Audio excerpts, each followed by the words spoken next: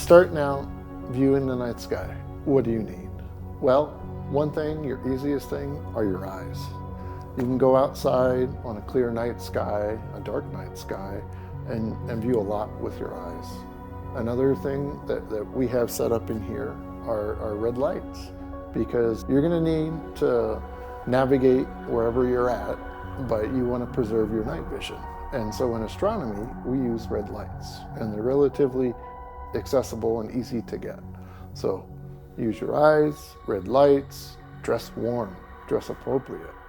You know, the weather can change rapidly, especially as we get into winter or into summer.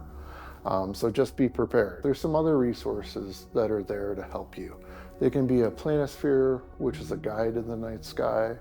In most cases, they fit in your pocket. But most of us have phones. And because we have phones, there are a great array of apps that are astronomy themed.